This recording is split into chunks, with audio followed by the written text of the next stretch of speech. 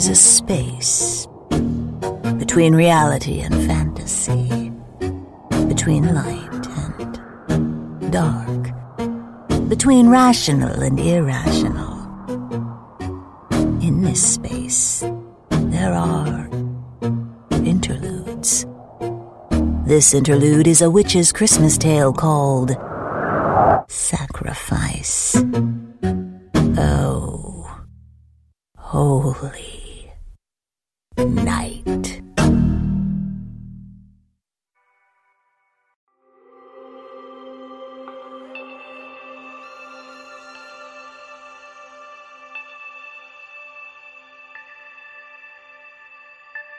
It was the north wind that was to blame. For it was he that carried me away from where I had laid for many years, and woke me out of my deep, restful sleep. There was an oddness to this wind, a soft touch that was never there before, and my eyes opened.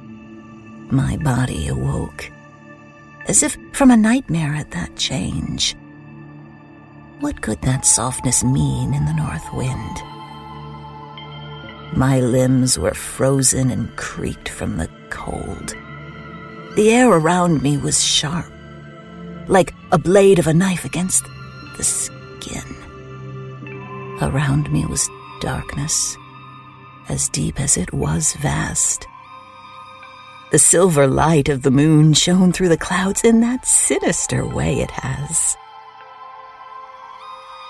The wind returned and picked me up, harshly and with its cold, dead fingers gripping me and tossing me around like a leaf. "From whence have you come, witch?" the north wind whispered to me, but I remained silent and pensive, enjoying its immense power over me. Why should an old witch like me complain when the wind chose me as its passenger? A rare treat that was.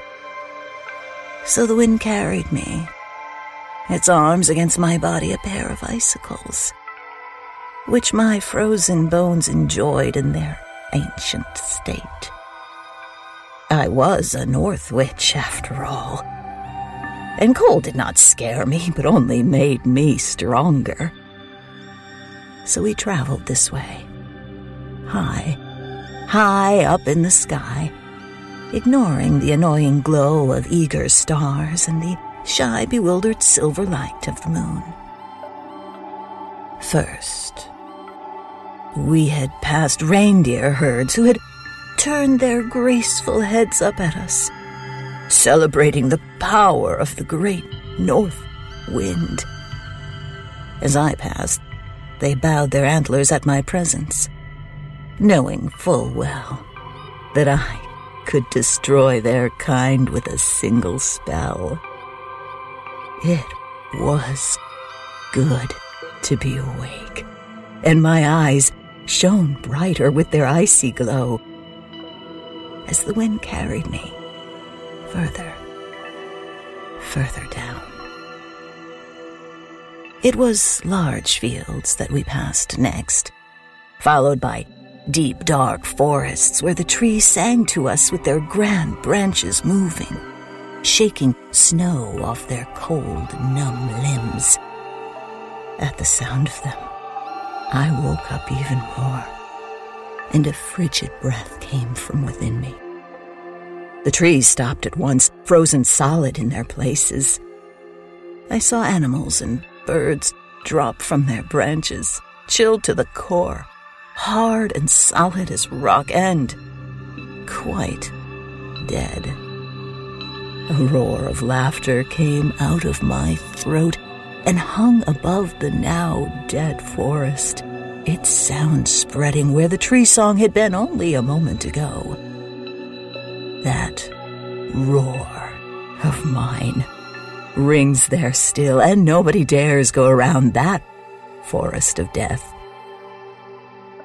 Satisfied, I looked for my next prey. That is when the north wind, offended at my trickery and sorry to have brought me over this land, shook his limbs violently and threw me off his back. My body flowed through the cold, thin air until I landed in a pile of hard, old, icy snow. I whistled at the wind, knowing it will annoy him and stalk him through many lands. Yet the wind kept going, seemingly untouched and still gaining strength. It was anyone's guess where I was dropped, and all I could see were endless trees and the same silver moonlight as it wrapped itself around snow-covered trees and frozen valleys. Nothing stirred at the sight of me, terrified to be noticed by the frozen North Witch. I moved slowly, floating right above icy snow, my dark robes dragging behind me, my long nails leaving the marks in the snow.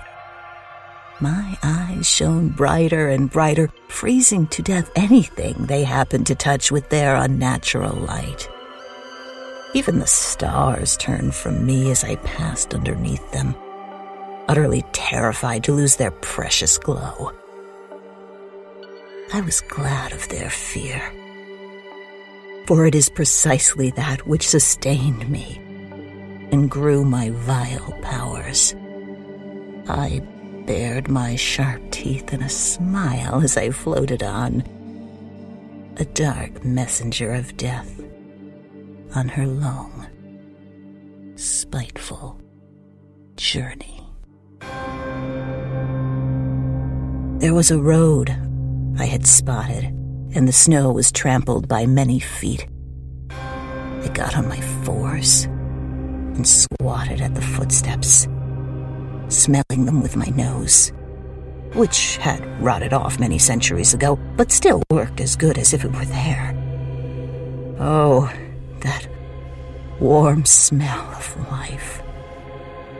It was intoxicating, and I was eager to make my way over to whence it came from.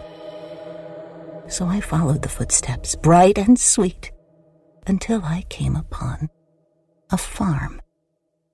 The North Star sparked in the sky above the farm, and I knew it was going to be a season of renewal. Christmas was near. I could hear it like a dull ringing of 1,000 bells in my ears.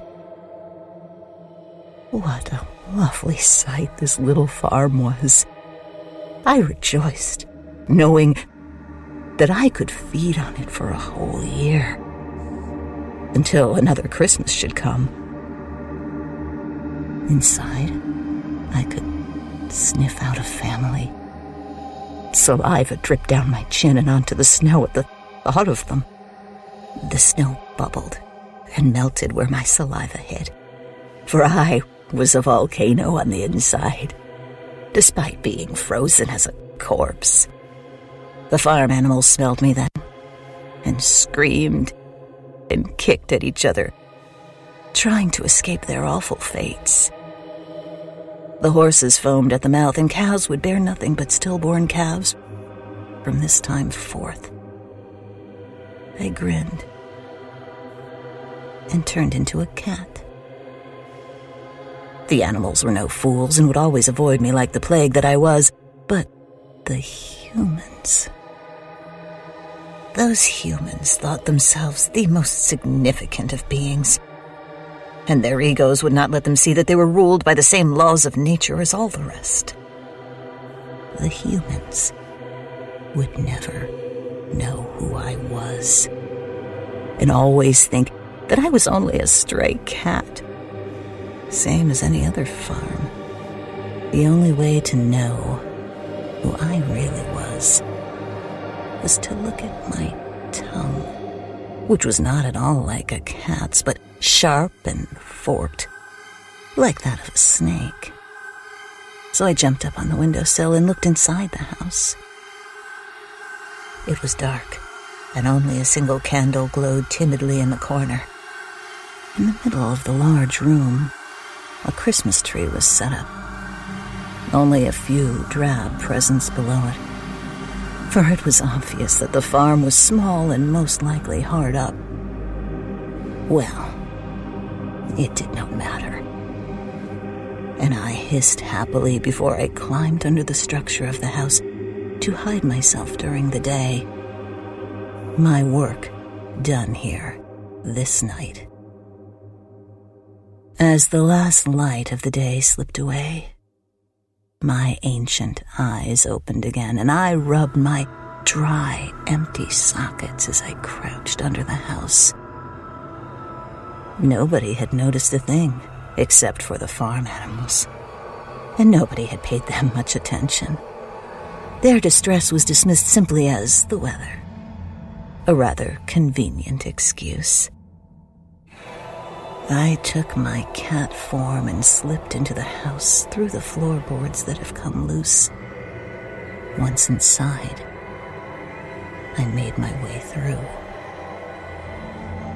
The house was small and quite broken down. The rooms were tiny, dark, and few.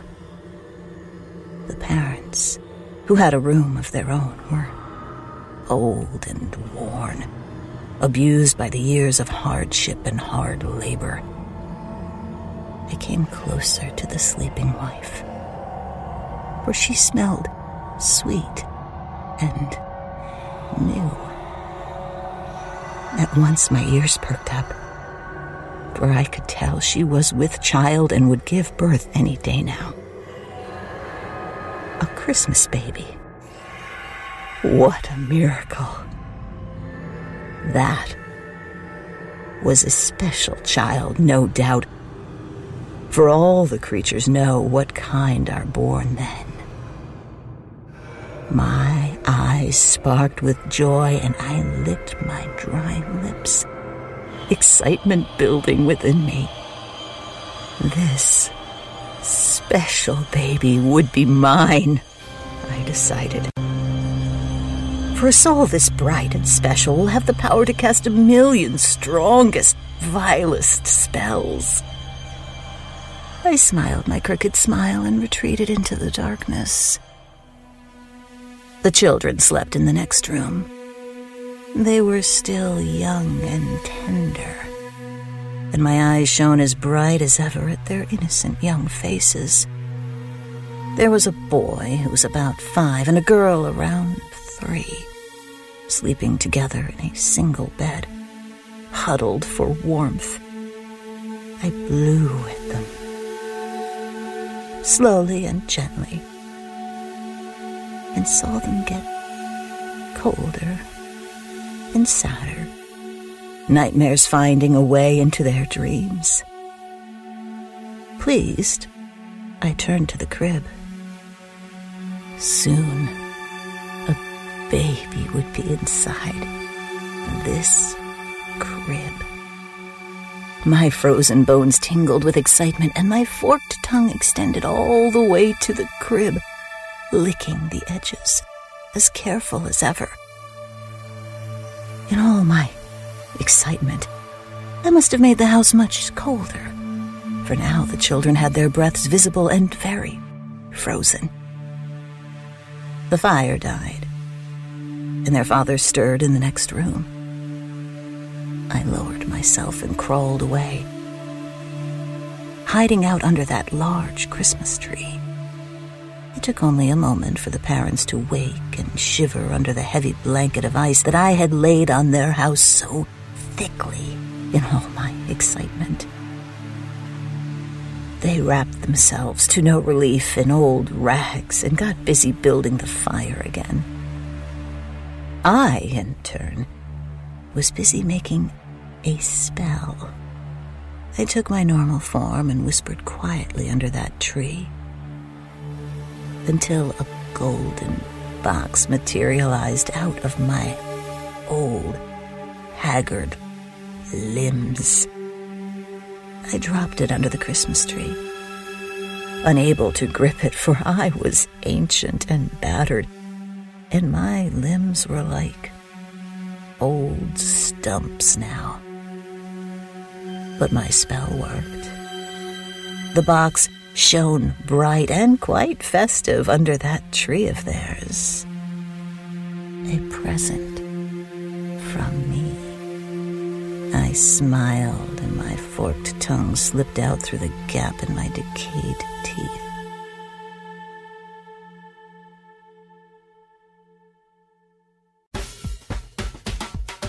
Hey, Crawlspace community. Do you love true crime podcasts but could do without all the chatty banter? Are you intrigued by what's underneath our collective true crime obsession and want to hear field experts, authors, and content creators weigh in on the subject? Well, it might be time for you to kill the small talk and join the dialogue. I'm Rebecca Sebastian, host of Dialogue, a true crime conversation, which is a weekly podcast where I speak with fascinating guests from the true crime world and the criminal justice system. And yes, I have interviewed Tim and Lance, and you don't want to miss that episode. Together, we explore the genre itself and attempt to answer the why of true crime and the question, what are we even talking about when we talk about true crime? Join me every Wednesday for a new episode and a killer conversation. Dialogue is part of the Crawlspace network and available wherever you listen. We find that in these times, everyone needs some time to chill out and relax. That's why we're excited to announce this week's sponsor, Boston Green Health.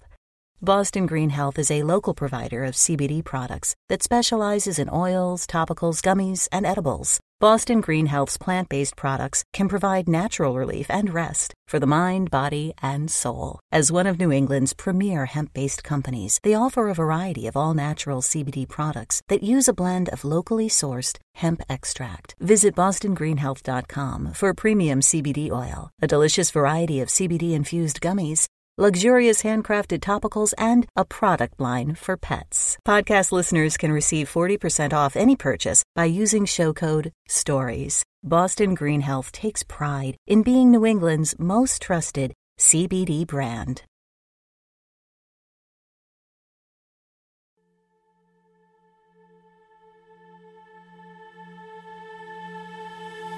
When the morning approached, I crawled under the broken floorboards underneath the house, where the smell of soil was such a comfort, and the heat did not travel. I already knew how it would all play out. At Christmas, the children would be eager to open the small presents they had, and surely mine would not be missed.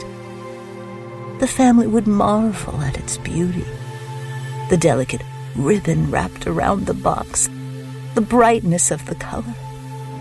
The children would fight over who got to open it, and the mother would scold them, holding on to her swollen belly. That fresh little thing inside her almost ready. The room would be charged and full of something thick and uncomfortable. They would fight. Still, that would be nothing.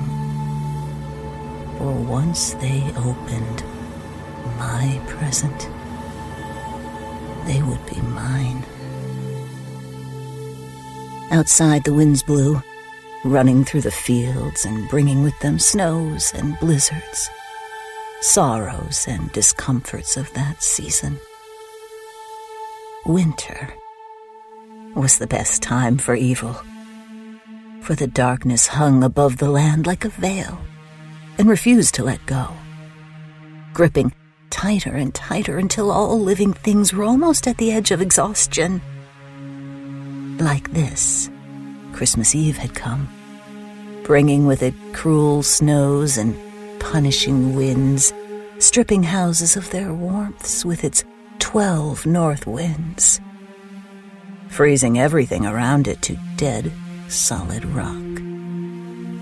I slept, gaining my strength and biding my time. I only woke when I heard that unmistakable sharp sound I've been waiting on. Every witch knows it, and I lifted my head as I heard a piercing bell ring through the cold, stiff air of the house. A baby's cry. It was time. I climbed out and took the form of a cat, making my way into the house slowly. The family was there, still awake and arguing. A new, fresh baby cried in its tiny cradle, terrified at the voices and harsh words. I leaned over him. It would be imprudent to touch the baby. Him. I wanted to be fresh and unscathed when I got to receive him. That baby was the only one who could truly see me, knew all my tricks and colors, and it cried harder at the sight of me. "You are so very young," I whispered to him. "But already I know your fate." In the corner, my Christmas present lay discarded and forgotten. It was as I planned it. The spell was out, covering this house as thick as rancid butter. It would recede and free them in next Christmas time, but it would be too late then. Only a witch can tell when someone is under a spell. So the family looked just as they always had been. They themselves did not notice how anger spilled out of each of them, and where empathy had lived once, only self-interest and envy could find a way in. I walked among them, unseen and unnoticed. I started with small spells. In the morning, I would see a pot of coffee start to boil, and I would push it over slowly, my long nails scraping the floor. The pot would fall and spill its hot contents, and a moment later the husband would scream out his insults, fling them like stones at his wife for spilling the coffee. She in turn would blame her husband for the crop that failed a year ago, or a cow that fell over last night, dead and riddled with disease. Like this, the humans would quarrel, and their children, scared of the rising tide of anger in the house, would hide under the bed or the table, hoping to escape the wrath of their parents. I fed on that anguish and bitterness, growing stronger by the day. My menacing spells grew with me. In the night, I hovered above the baby's crib, licking my dry lips at the sight of him and mimicking his cries. The mother would run into the room only to find her baby sleeping and well. She would go back to sleep, exhausted by the day. But as soon as her mind slipped into a dream, I would cry again, summoning her once more to her child's side. Again and again I repeated my torment, feeding on her frustration, which grew so large that I felt myself quite strong again, as fit as I have been hundreds of years before. Only their animals could see me and feel my constant suffocating presence. They screamed and dropped dead. They refused to be fed and starved themselves. They escaped and ran down a frozen field, only to fall over from mere exhaustion. It was not long until that was noticed by the neighbors. They came to the family, their faces sullen and dark, demanding to know what disease had fallen upon the household. But the family was under my spell, and they refused to listen. Instead, they blamed their neighbors for their troubles. So I helped them in their delusions. In the darkness of the night, under the guise of a cat, I ran to their neighbor to the north and bit one of their piglets. What a noise the animals there had caused that night at the sight of me. I was proud of the evil I had released on them. The next day, the piglet was found black as tar, its eyes bulging with blood and pus, the noise emanating from its lungs, not that of an animal, but of a beast. What was even more terrifying was that it had developed a taste for human flesh. Again and again it would lunge at a human, its teeth sharp and menacing. All the neighbors came to see, and fearing disease, killed the piglet. But I put my spell on that unfortunate animal, and every man that visited the farm came back to his own only to find the same disease spreading within his walls. It was a disaster, of course. All the farms destroyed their piglets that year, and the dead gray bodies of dead pigs burned for days at each farm. But I made sure my family had none of the disease. I made sure their pigs were as pink and healthy as a picture. The arguments with the neighbors were unavoidable. The family did not want to kill their piglets, but the neighbors demanded it, fearing the disease would spread anyway. And besides, isn't it always a consolation to have another go through the same hardship as yourself? Unpleasant words were exchanged, and it was not long until the family found itself alone and hated by everyone around them. The visitors stopped coming, and not one person even so much as passed by their gate. This was some of my best work, and I loved the feel of their isolation, anger, and despair.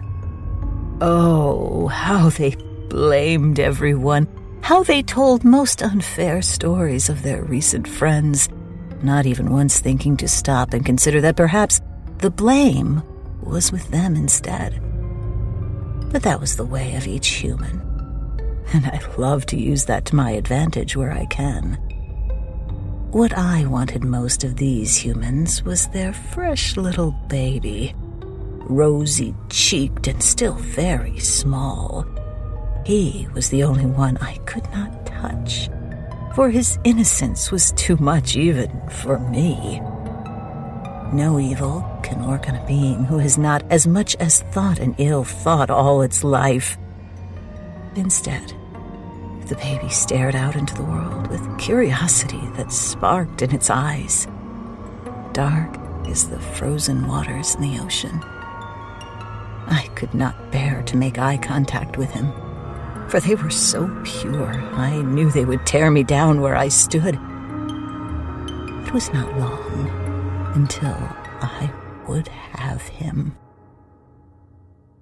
Despair had settled on the house and the family like never before. It gripped their souls and muddied their hearts, turning them on each other. No neighbor would come to help them, and no friend would stop by to calm their fears. I smiled to myself, satisfied by the chaos I had created. Next Christmas was fast approaching, and I only had so much time left to me before my spell wore off. The farm was in decay. The animals dropped like flies, and there was not much that could keep the family from starvation. The anger and fear made way for more frustration.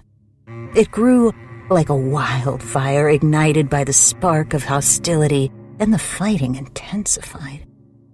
I walked among the darkness that now clung to the walls of the house, quite satisfied with what I had done, blowing the icy winds through the rooms like the master of the house now. One day, I came upon the husband, kneeling by the cradle. He had grown gaunt and looked aged by at least 10 years. I could see the dark circles under his eyes widen and grow like bitter plague spreading through him. He thought he was alone, and after all, they could never feel me in the room. It took me some time to understand that he was praying. It was charming, really. Him thinking his words could escape my spell and reach whatever god they were meant for. Gods may be close to people in need, but I was much, much closer. I leaned in and entered his mind. His mind was like an instrument, made of strings that were strung so tight they were bound to break. So I helped them. One by one, I pulled at each string, snapping one or two with my frozen dead fingers until the melody was quite ruined. And when I was done, the man's mind broke. He stood up and had to steady himself against the weight of what transpired. His eyes were dark and dead now, unable to feel anything at all.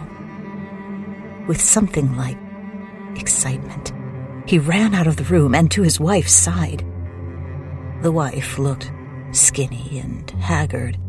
She drove herself mad over the family, and it was not long until she too lost her mind. I smiled when I saw them. Their pitiful last moments together brought joy to my dark soul. "Mary, I know what we must do at last." The husband spoke quickly, for he was brimming with excitement still. His wife stared at him, apathetic to his words. Her baby was at her chest, clinging desperately to her warm flesh, as if seeing into the future. Her baby son was the only bright beam of light in that entire place. "I know how to fix it, I do." The husband waved his hands in his wife's face, but she paid him no attention. The world had ground her down, it seemed, and I was pleased to see her let go so easily without so much as a fight. "What do you want, Joseph?" A flat voice, barely there, but how delicious this whole thing was. I grew as her anger spread through the room. "God spoke to me, Mary," the husband insisted. "And I know how we can improve our situation at last. If I do it right, we won't starve come winter." She looked up at him then, a long, uneasy look full of disgust. "Christmas is approaching," was all she said, and then she turned to him, accepting what he had to say at once. "Give me that baby." His whisper rang through the room. The words felt heavy and cold, really cold. Even I shivered, enjoying every moment of their trauma, pulling at the strings of his mind, still leading him deeper and deeper into the darkness.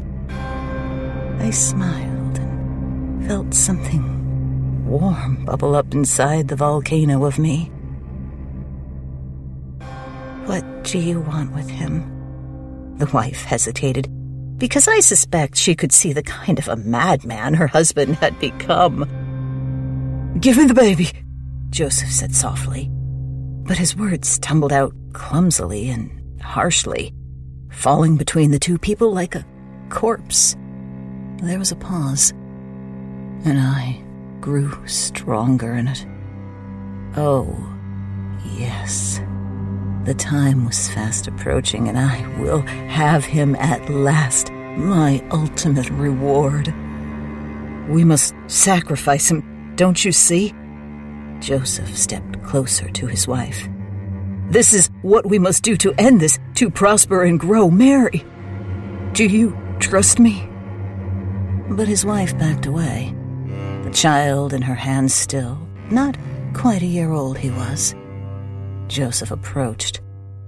"All this bad luck, all this doom, all gone. I know you want that, Mary, and besides, what is just one child?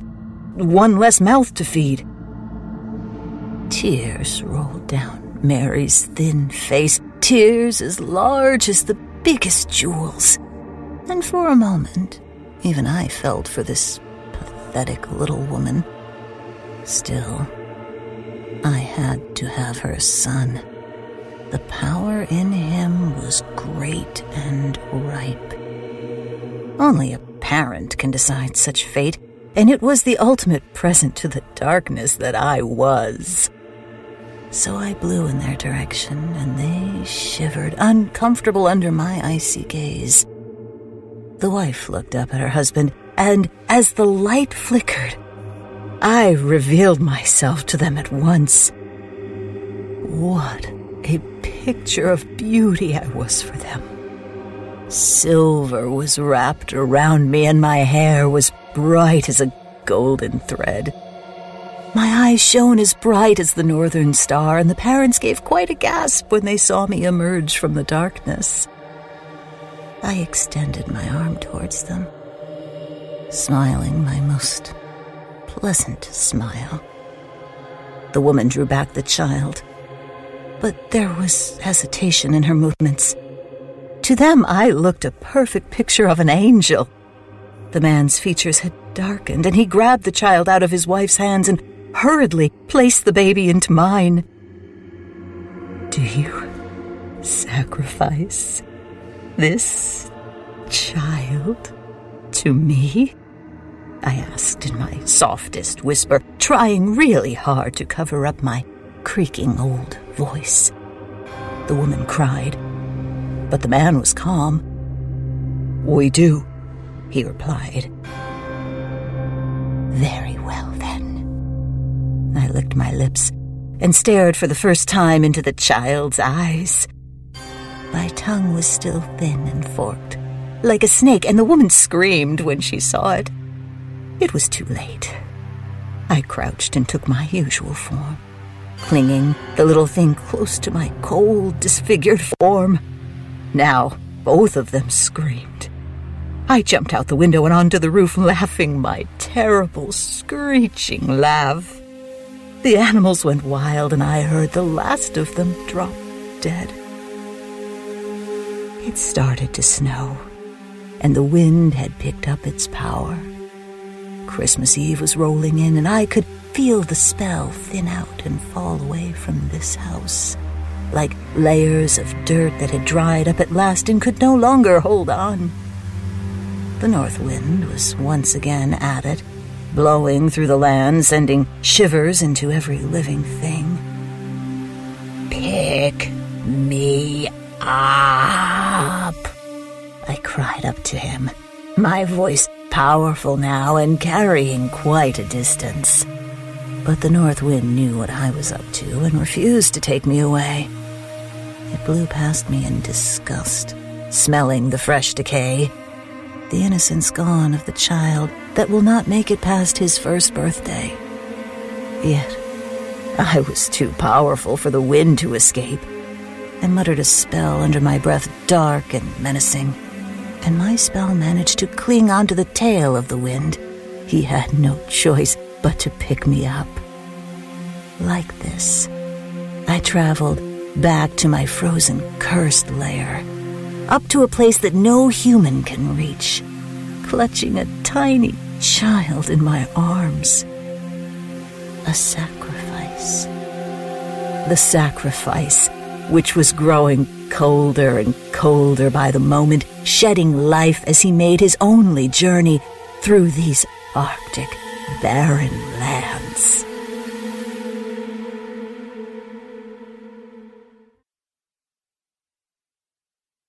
Thank you for listening to Sacrifice, A Witch's Christmas Tale, a Crawlspace media production of A Pie Rational Story, narrated by me, Sarah Shekels. Music by David Williams and artwork by Jared Ortis. Keep an eye out for unknown gifts under the tree. And think of me when the north wind blows.